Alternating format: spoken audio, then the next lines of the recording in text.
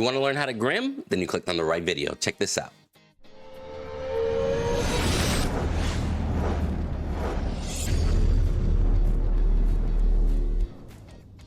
All right, everybody, welcome to another how-to video. This time we're going to cover Grim, and let's get right to it. So Grim actually is probably my favorite carry in the game right now. All in all, I'm going to start off with the description, and we're going to start off with the abilities and show examples on the screen. And then from there, I'm going to show you guys how I like to play Grim, and then I'm going to show you the build that I like to use. Now, specifically, Omega Studios, they put Grim as a utility caster whose range flexibility lends itself to offensive plays and defensive plays alike. Whether you like tearing up the battlefield with powerful precision or controlling combat with strategic slows and disruptive displacement, Grim.exe has a mode for the job. All right, now it's very important that we from the get-go fully understand that Grim is an ability-based carry. I say that very specifically. One of his abilities is going to slow and do extra damage. One of his abilities is going to basically either do damage or displace, depending on the stance. We'll go into that. And then the third primary ability is going to be a shield that basically allows you to play defensively, block a Richter hook, and the such. So all in all, we have to be mindful that Grim is going to be a utility-based hero. He's going to have a little bit of everything, but he's not necessarily going to be the best at everything, if that makes sense. Okay, so let's start off with his passive. Now, this is what makes him the most interesting. Grim.exe's basic attacks are modified to deal magic damage. That means every time he lands a basic, he deals magic damage. Full magic damage. Now, on top of that, his basic attacks and abilities apply pulse fire to the enemy target. Hit for 4 seconds. The next basic attack or ability will burst the pull fire and deal additional damage as bonus true damage on hit. So essentially, whoever you're hitting with your autos, if you hit that person with an ability therefore after, within 4 seconds, you're going to deal true damage. Very clutch, very good to go under those shields against Muriel, Steel, etc. And very good at executing individuals. If you land like an orb from long distance and then you immediately land the ultimate, you'll be able to do additional true damage. All right, so his basic attacks, they're going to be pretty simple. Essentially, he's going to start off dealing 52 damage, and then he's going to scale from there. 90% of bonus physical power. Now, this is very important to notice. Everything on Grim's kit scales with magic power, except his auto attack. And don't forget, he is a carry primarily. So you're going to see a common thread here whenever we go into the building aspect of it. Just because he scales like a mage doesn't necessarily mean that you want to fully build him like a mage. All right, now his first ability, Displacement Blast. Now it fires an empowered shot forward that deals magic damage. But when you're in assault mode, which is the stance switching aspect of Grim that we'll cover in a second, that shot is lobbed instead. So when you're in just normal sentry mode, I believe it's called, at that point, you hit that one ability, the displacement blast, and it'll just go in a straight line, basically, and it'll do damage to the person in front of you. When you're in assault mode, it now lobs. It has an arch and displaces the enemy away from the center of the explosion. So it's actually very interesting that you can either choose to, and it'll do the same amount of damage. You can choose to poke from up close and not affect their positioning, or if you get yourself into a situation where you might need to, like push the enemy towards you, push the enemy away, you can always switch to assault mode and be able to displace somebody with your blast. All right, now speaking of assault and sentry mode, that is his second ability. Essentially, it's a stance switching ability. Now, whenever you're in assault mode, your pulse cannon shots are gonna cost mana to deal extra magic damage on hit, and it'll apply a slow for 0.8 seconds that decays every time that you land a basic attack while in assault mode. You're gonna know you're in assault mode because the red rings will show up around your character, and Grim almost like expands into like this flexing mode, and you can see a couple animations, and there's a very loud audio indicator that you can also tell whenever you're switching stances.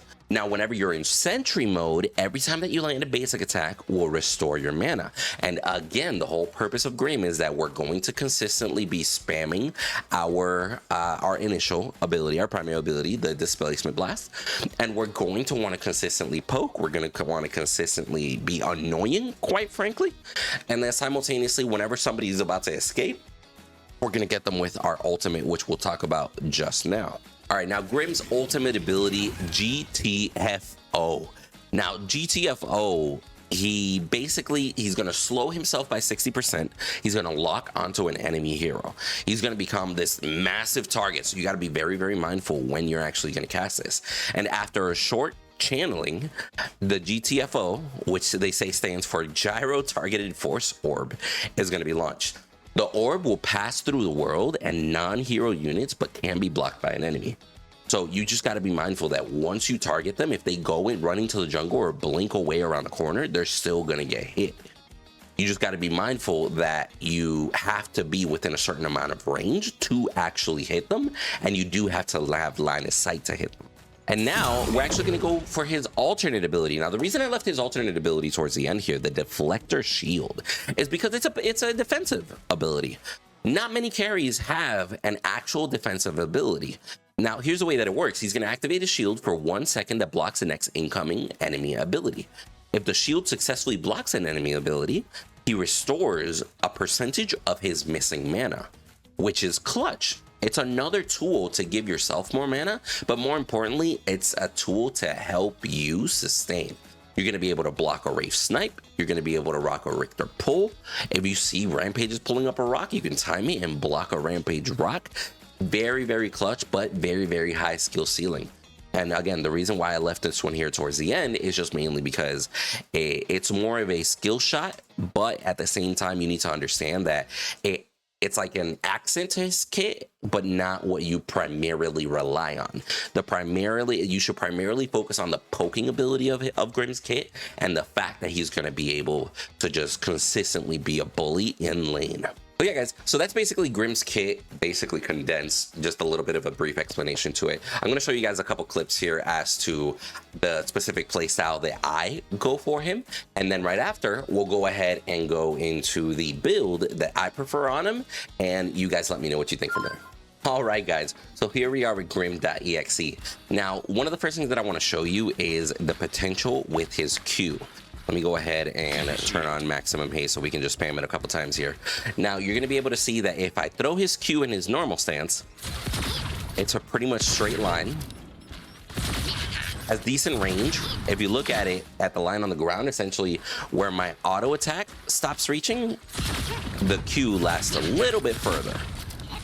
Now, in its own, whenever you change into assault mode, now you see, look at the animation on the character. Whenever you go into assault mode, you automatically kind of expand. You hear this audio animation. You see visual cues that you're going to be in this stance. Now, whenever you're in the assault mode, you can actually lob and displace people, whether you're pushing them away, pushing them to the side, etc. And then we have our Deflector Shield. It's a shield that pops up, lasts for a second, not a long duration, but that's in order to time an ability. For example, if Steel were to dash towards me, I can use my shield to prevent him from hitting me and then continue walking away. So very skill expressive, but very situational as well. You're gonna have to be very, very good about reaction time. So there's gonna be a high skill ceiling to Grim that some players might struggle getting to, but it's definitely worth it once you get there. And then his ultimate, whenever you cast it, you start moving slowly and then you cast. And then you lock on. Now, one thing you can notice is there is no range indicator on the ground. You basically, as long as you have line of sight, basically, you're going to be able to lock onto somebody, and then you let go. It'll immediately cast and follow that individual regardless of where they go. Just to kind of show you how it goes, I'm going to cast it here. Like, I let go and it auto pulls. So it kind of has like this little auto lock on feature to make it a little easier to land. I don't know how I feel about that, but in itself, it's a auto lock on ult anyway. All right, guys, so now we're gonna go ahead and focus on the build. Here's the build that I prefer on Grim. I spam abilities like crazy, I poke like crazy, and essentially the whole purpose of it is get the enemy low enough and then pick the enemy off with your ultimate. That is the point. I don't try and take any sustained fights with Grim. I don't try and box a Twin Blast or a Murdoch or a Sparrow 1v1. My job is to poke you, and you're going to be half HP, and I'm going to be full HP, and then, okay, try to engage now that I have the advantage. You get what I'm saying? So it's all about playing the wave that way or playing the match that way and picking off weak people while you slowly make the stronger people weaker. Now, as far as the build goes, we're going to start off here with the Typhoon Crest.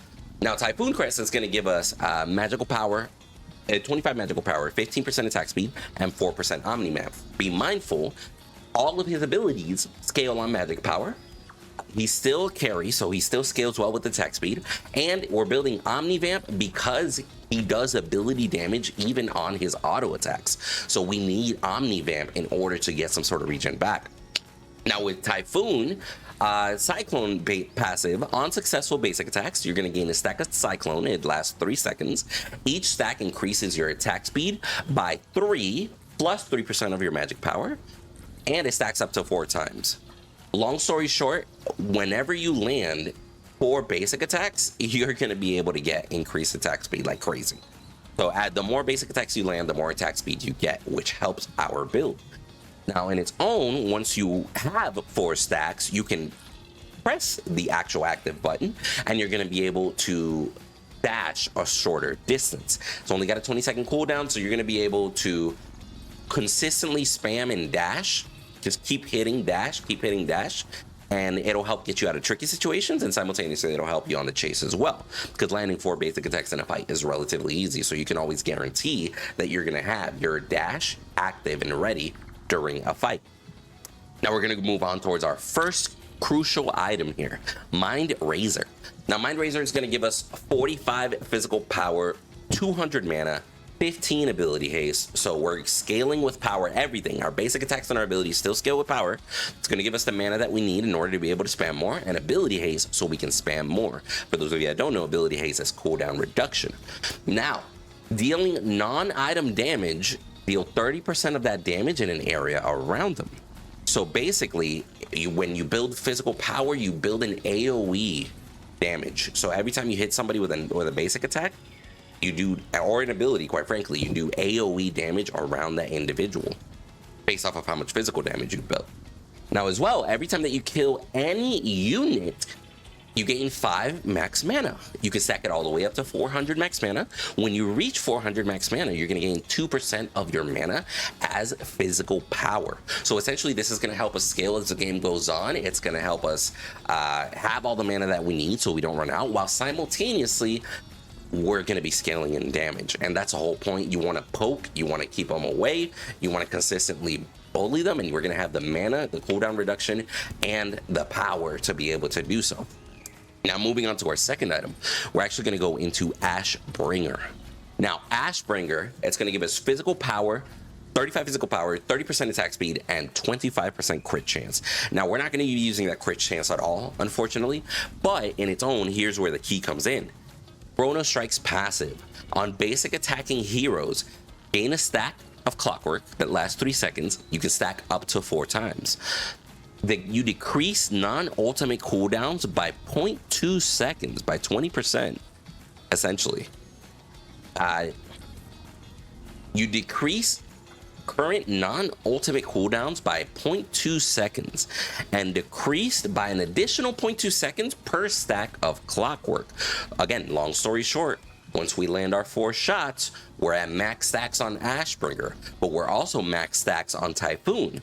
So now every shot that we land after that 4th shot is basically reducing our ability cooldown by almost a full second. So every shot that you land gets you closer to spam that Q again, and every time that you spam that Q, you can poke the individual. And now this is on attacking enemy heroes. So you got to be mindful. In the middle of a fight, you're going to go 1, 2, 3, 4 ability, 1, 2, 3, 4 ability, 1, 2, 3, 4 ability. You're going to be able to cast so frequently, it's actually going to become a little bit insane. Now, third item that we're going to go into is going to be Caustica. Caustica is going to give us 70 magical power, which all of our abilities scale off of magical power, so we don't lose anything. We're going to get Magus passive, which ignores 40% of magical armor. Be mindful, our basic attacks, our abilities, everything does magic armor. So we need magical penetration in order for our build to be effective. So Caustica is going to give us some magical penetration that we need, 40%, which is amazing. And because we're going to be spamming so much, because we're going to be casting so frequently with a combination of Typhoon and Ashbringer, Caustica, the second passive, Arcane Resolve, is also going to give us this. While below 50% mana, you're going to gain 1% of your max mana as mana regen. Now, Mind Razor was scaling our max mana, and now Caustica is going to give us mana regen based off of how much mana we have.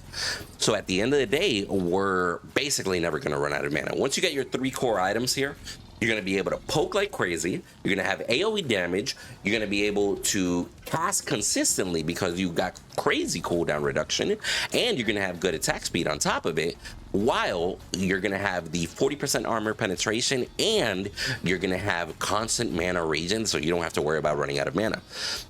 Now, if for some reason the game isn't over by this point, we're going to go on to additional on-hit damage, and then we're going to go into Sky Splitter.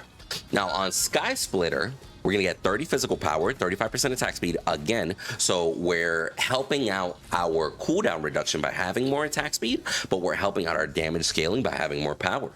Now, on successful basic attacks, you're going to deal 2.5% of the target's current health as damage on hit with the passive called Rend. And then with a passive Carve on every 4th consecutive basic attack, so it has to be in a row, you're going to deal an additional 5% of the target's max health as damage. So it's going to be very good at killing tanky people, but that passive, those 2 passives still proc on squishy individuals also. Now, at the end of the day, you got to think of it like this. We have so much attack speed, we're casting so consistently that we're casting our abilities non-stop, basically. And every time we land an auto, not only are we applying on-hit damage, but we're getting closer to cast our abilities again. So then we're going to go into the last item, which is going to be King's Bane. Now, King's Bane is going to give us 40 physical power, which again, we're still scaling all our abilities and our basic attack skill with physical power, 20% attack speed, and again, 6% Omni Vamp, because we need Omni Vamp to heal off of magic damage. So between Typhoon and King's Bane, we're going to have a total of 10% Omni Vamp late game. So you're going to heal for 10% of all the damage that you do. Now, passive, Chaos and Order. You're going to deal physical damage on hit, and then you're going to restore, you're going to heal based off of how much physical damage that you do on hit as well. Now, be mindful, we're already healing off of all our abilities 10%, but you're going to have on hit physical damage. Again, to remind, our Sky Splitter and our King's Bane both do on hit physical. So even though all of our traditional output damage is ability, you're still doing some physical damage as an output based off of the on-hit from Sky Splitter and King's Bane. And you're also going to heal additionally based off of how much King's Bane and Sky Splitter do as on-hit damage. So it's going to be one of those things that against a, let's say like a tanky person or somebody with a lot of HP, let's say like a Chimera or a Steel, you're going to be able to heal much more because the on-hit damage that are applied physically is going to be much larger because it's based off of their max HP. But yeah, so this is essentially the build, guys. It's very spammy, very fun. It's one of those things where you're consistently going to be spamming abilities. You just got to make sure that you stack. And one tidbit worth mentioning whenever it comes to this build, the way that you traditionally build a Mind Razor build, you're going to start off with the scaling item Soul Chalice.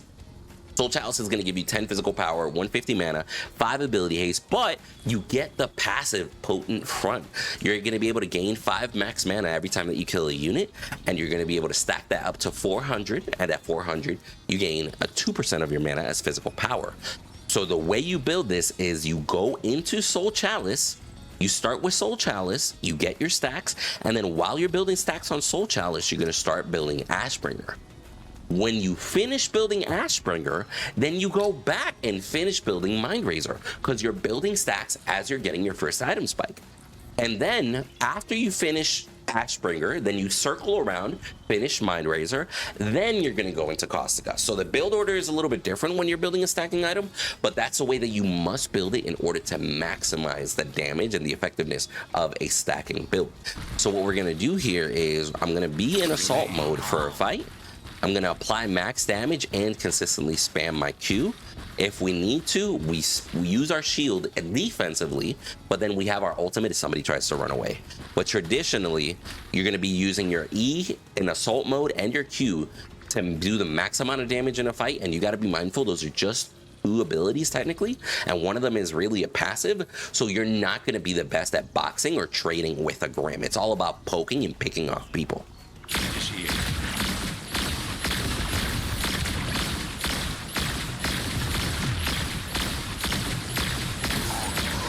But you got to be mindful every time that you land that Q and every time you displace somebody, you're moving them. So you got to be really, really good at aiming, really good at following up those extra shots. If not, quite frankly, if you're missing shots on a Grim, you're kind of dead for anyway, bro. That's not the build's problem, it's a you problem.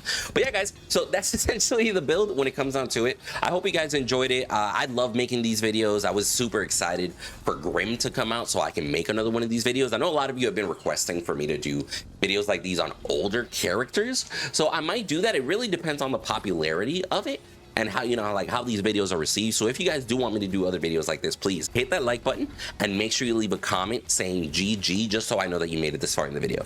But again, guys, thank you so much. Much love, and I will catch you all on the next one. Have fun.